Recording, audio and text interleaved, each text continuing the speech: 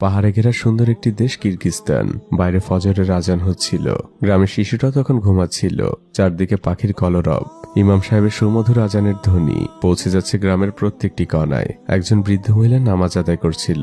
নামাজ শেষে সে দোয়া করছে, হে মহান আল্লাহ, আপনার দরবারে লাখো কোটি শুকরিয়া। আপনার কাছে শুধু একটাই ফরিয়াদ, আমার মৃত্যুর পর আমার ছেলেটাকে যেন কষ্ট পেতে না হয়, আমিন। বৃদ্ধ মহিলাকে আমরা দাদি বলবো। তিনি এই মুভির অন্যতম প্রধান চরিত্র। দাদি উঠেই সকালে নাস্তা তৈরিতে ব্যস্ত। সে তার ছেলেকে ডাক দেয়, বলে, আদিল ওঠো। ভোরে ওঠা মানুষদের আল্লাহ সাহায্য করেন। এরপর দাদি আসেন তার ছেলের কাছে। তারপর সে তার ছেলের মাথায় হাত বুলিয়ে দিতে দিতে বলেন, তুই কত লাকি, আল্লাহ তোকে কত ভালোবাসে, তুই সরাসরি জান্নাতে যাবি। আদিল বলে, মা আমি সত্যি জান্নাতে যাব? আদিলের মা বলে, হ্যাঁ। আদিল তখন বলে, মা তুমি জান্নাতে যাবে না? আদিলের মায়ের মুখটা চুপসে যায়। তিনি ধীর গলায় বলেন, আল্লাহ ভালো জানেন। আদিল তখন অভিমান করে বলে, মা আমি তোমাকে ছাড়া জান্নাতে যেয়ে কি করব? তুমি জান্নাতে না গেলে আমিও যাব না। আদিলের মা বলে, বোকা ছেলে, চল তোর জন্য রুটি বানিয়েছি। আদিল খুশি মনে যেয়ে নাস্তা করতে বসে। তখন বাইরে থেকে একটি ছেলে আদিলকে খেলার জন্য ডাক দেয়। এই ছেলেটির নাম সামির, সে আদিলের বেস্ট ফ্রেন্ড। সামিরের মন খারাপ। দাদি জিজ্ঞেস করে, তুমি সকালে নাস্তা করেছো? সামির প্রথমে বলে, হ্যাঁ। দাদি বলে, মিথ্যে বলো না, আসো আদিলের সাথে নাস্তা করতে বসো। সামির তখন খুশি মনে যে নাস্তা করতে বসে, কারণ সে সকাল থেকে আসলে কিছুই খায়নি। আদিল আর সামির একটি গাছের নিচে শুয়ে শুয়ে গল্প করছিল। আপনারা নিশ্চয়ই এতক্ষণে বুঝে গিয়েছেন, আদিল কোনো স্বাভাবিক মানুষ না, সে বোকাশোকা একজন মানুষ। জন্মগতভাবে তার আর 5টা মানুষের মতো বোধ শক্তি নেই। তাই তো দাদি ভোরবেলা আদিলকে বলছিল, তুই সরাসরি জান্নাতে যাবি, কারণ মহান আল্লাহ এসব মানুষের কোনো হিসেব নিবেন না। এদিকে সামিরের মা মক্কায় থাকে, সেখানেই কাজ করে, আর সামির এখানে তার ফুফুর সাথে থাকে। দুজনে শুয়ে শুয়ে তাদের মায়ের প্রশংসা করছিল।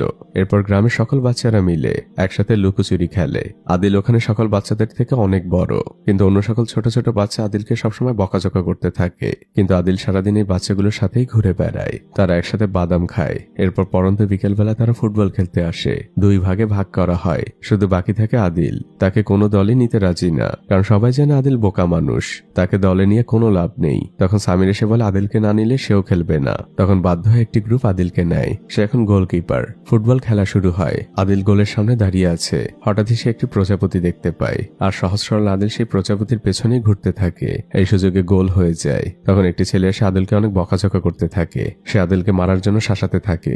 আদিল ভীত গলায় বলতে থাকে, মারামারি করা ঠিক না। তখন আদিলের সামনে এসে দাঁড়ায় সামির। তখন ওই ছেলেটি সামিরকে বলে, তুই আমার সাথে মারামারি করবি আদিলের জন্য? সামির বলে, দরকার হলে তাই করব। পাশ থেকে সবাই উৎসাহ দিতে থাকে। দুজনে মারামারির প্রস্তুতি নিতে থাকে। ঠিক তখনই গ্রামের মসজিদে মাগরিবের আজান দেয়। সামির আদিলকে বলে, আজান দিয়ে দিয়েছে, আমাদের এক্ষুনি নামাজে যেতে হবে। অন্য বাচ্চারা তখন পিছন থেকে বলছিল, তোরা ভয় পেয়ে চলে যাচ্ছিস। সামির তখন আদিলকে বুঝায়, আমি ভয় পাইনি, সবকিছুর আগে নামাজ। মসজিদে নামাজ শেষে সবাই হাত তুলে দোয়া করছে। সামিরও আল্লাহর কাছে বলে, আল্লাহ তুমি আমাকে আমার মায়ের কাছে নিয়ে যাও, আমি মক্কায় আমার মায়ের কাছে সব সময় থাকতে চাই। নামাজ শেষ হয়। ইমাম সাহেব সবার উদ্দেশ্যে বয়ান দিচ্ছিলেন। আল্লাহ প্রত্যেক সামর্থ্যবান মানুষের উপরে হজ ফরজ করেছেন।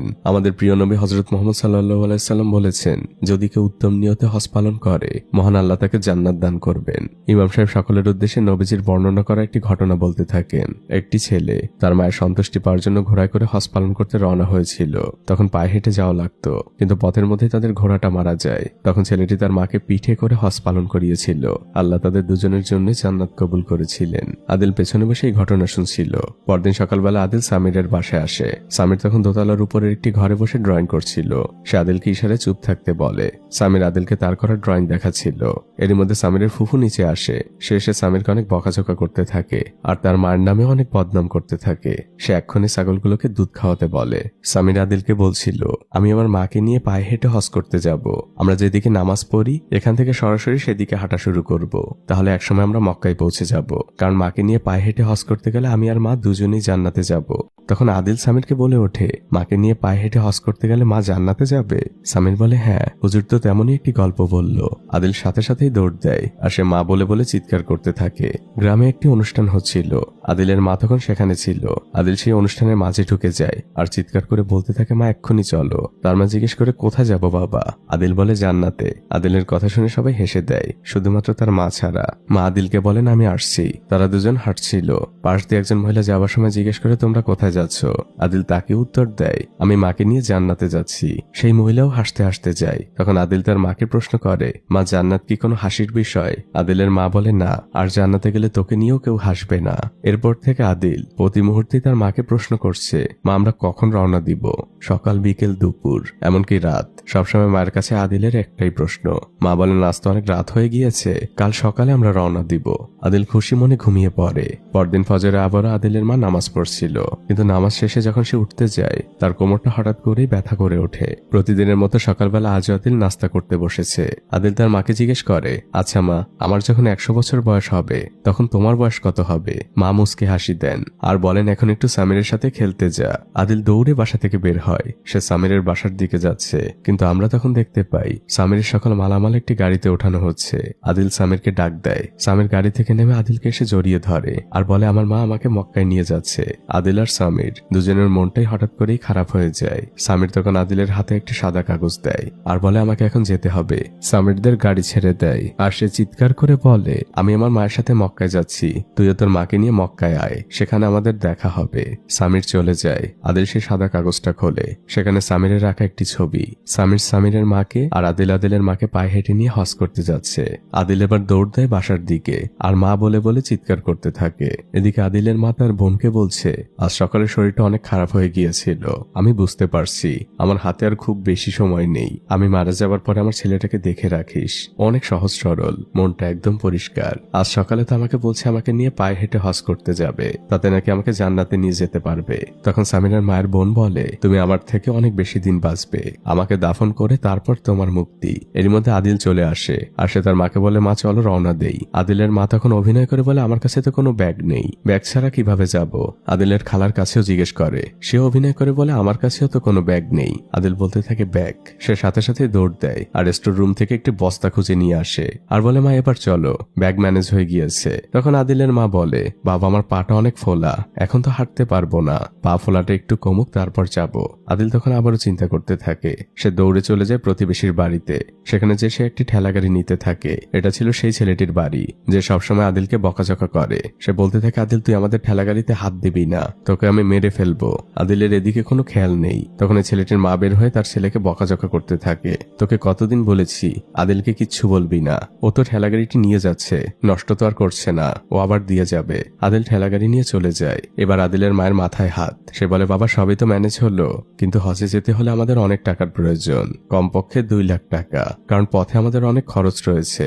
আদিল এবারও চিন্তায় পড়ে যায়। সহজ সরল ছেলেটি আবারও দৌড়াতে থাকে। সে তার চাচার কাছে এসেছে আর বলে, চাচা আমাদের ভেড়ার বাচ্চাটা তো তোমার কাছে, সেটা আমাকে একটু দাও। চাচা বলেন, ঠিক আছে। তিনি যে বড় একটি ভেড়া আদিলের হাতে দেয়। আদিল সেটি নিয়ে হাঁটতে থাকে। তখন আদিলের চাচি বলে, ওদের তো অনেক ছোট একটি ভেড়ার বাচ্চা ছিল আর সেটাও মারা গিয়েছে অনেক আগে। আদিলের চাচা বলে, ওর মনটা আমি ভাঙতে পারবো না, তাই ওকে বড় একটি ভেড়াই দিয়ে দিলাম।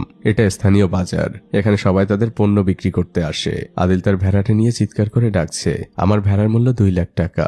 আশপাশে থাকা সবাই হাসাহাসি করছে, কারণ একটা সামান্য ভেড়ার মূল্য 2 লাখ টাকা। সবাই ফোনে ভিডিও করছে আর তাকে টিটকেরি করছে। কেউ বলছে আমার ঘোড়ার সাথে বদল করবে, কেউ বলে 1,80,000 দেই। আদিল বলে, না, আমার ভেড়ার মূল্য 2 লাখ টাকা। দূর থেকে একটি লোক এই বিষয়টি খেয়াল করছে। অন্য একটি ছেলে মোবাইলে ভিডিও করতে করতে বলে, তাহলে 2,50,000 টাকা দেই, তোমার ভেড়াটা আমাকে দাও। আদিল বলে, না, আমার ভেড়ার মূল্য 2 লাখ টাকা, আমি 2 লাখ টাকাই বিক্রি করব। লোকটির কাছে বিষয়টা অদ্ভুত লাগে। সে আদিলের কাছে আসে আর জিজ্ঞেস করে, তুমি এই ভেড়াটি কেন 2 লাখ টাকায় বিক্রি করতে চাও? আদিল বলে, আমি আমার মাকে নিয়ে জান্নাতে যাব, মক্কায় যাব, সেখানে যেতে আমার 2 লাখ টাকার প্রয়োজন। তখন আশপাশে থাকা সবার মুখটা চুপসে যায়। লোকটি তার গাড়িতে করে আদিলকে নিয়ে তার বাসায় আসে। আদিলের মাকে সে সালাম দেয়। আদিলের মায়ের সামনে 2 লাখ টাকা রাখা। আদিলের মা লোকটিকে বলছে, দেখো বাবা, মক্কায় যাবার আমার অনেক শখ, অনেক বছর আগে চেষ্টাও করেছিলাম। আদিলের বয়স তখন 11, কিন্তু হঠাৎই আদিল অসুস্থ হয়ে পড়ে। আমার আর মক্কায় যাওয়া হয়নি।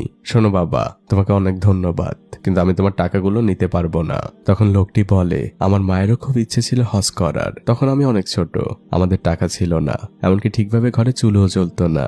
দেখুন এখন আমাদের অনেক টাকা, আমার টাকার কোনো অভাব নেই, কিন্তু এখন আমার মা নেই। আপনার ছেলে আদিল অনেক ভালো একজন মানুষ, আপনি ওর মন ভাঙবেন না, টাকাটা আপনি রাখুন আর আমার জন্য দোয়া করবেন। দাদি তেমন কিছুই বলে না, তিনি হাত উঁচু করে বলেন, আল্লাহ তোমার মনের সকল আশা পূরণ করুক। আদিল লোকটির গাড়িতে বসেছিল। তখন লোকটি আদিলের কাছে আসে আর বলে, তোমাদের সাথে আমাকে হজে নিবে? আদিল বলে, না, আমি শুধু আমার মাকে নিয়েই যাব। আদিল গাড়ি থেকে নেমে যায়। আদিল দৌড়ে এসে তার মাকে বলে, মা এখন চলো আমরা রওনা দেই। আদিলের মা এবার আদিলকে বোঝায়, দেখো বাবা, মক্কা অনেক দূর, তুমি যে পায়ে হেঁটে বাজারে যাও তার থেকে হাজার হাজার গুণ বেশি দূরে অবস্থিত, পায়ে হেঁটে যাওয়া সম্ভব না, বরং এই টাকাগুলো আমরা কোনো গরিব দুঃখীকে দিয়ে দিব, তাদের অনেক উপকারে আসবে। আদিলের মা রাগ করে সেখান থেকে চলে যান, কিন্তু আদিলের মন মানছেই না।